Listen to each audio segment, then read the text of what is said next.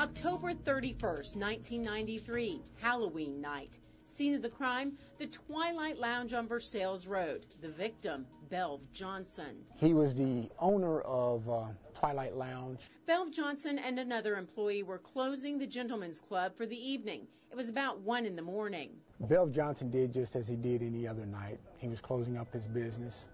He had one other employee there with him. His vehicle was backed up to the front door. This is a routine that I believe that Belve Johnson did most every night. As they were walking out the back door, the two men were confronted by someone in the parking lot, a person who was wearing dark clothing and a bandana that covered their face. The suspect yelled something to the effect of freeze and was armed with a handgun. There was an exchange of gunfire back and forth between Belve Johnson and the suspect. Unfortunately, during this gunfire, one of the bullets struck Belve Johnson. Mr. Johnson fell and died in the doorway of his business. His employee was shot in the leg, but he was able to run back in and call for help. After he called 911, he went back to see if he could help Mr. Johnson. That employee noticed that Belve's car was missing. Several hours later, around 9 in the morning, Mr. Johnson's car was found at Addison Park, just a few miles from the scene of the crime.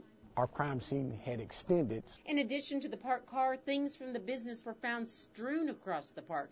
Payment slips, a money bag, evidence, but... To this date, a suspect has not been brought to justice. There have been people they've looked at closely during the last 15 and a half years, and now... What we're doing with this particular case, we're putting a new set of eyes to it. We're going to look at things a little bit differently than what were looked at in 1993. Step 1, revisit the DNA collected at the scene. Technology is better and more affordable. Step 2, talking to the people who frequented the Twilight Lounge who may know something. People's lifestyles change. People change. A lot of things happen over the times. There may be some people that were very uncooperative back in 1993 that may be more cooperative now. There may be people back in 1993 who felt like, for whatever reasons, they didn't want to talk. And we're asking now that those people that may know something to please call us.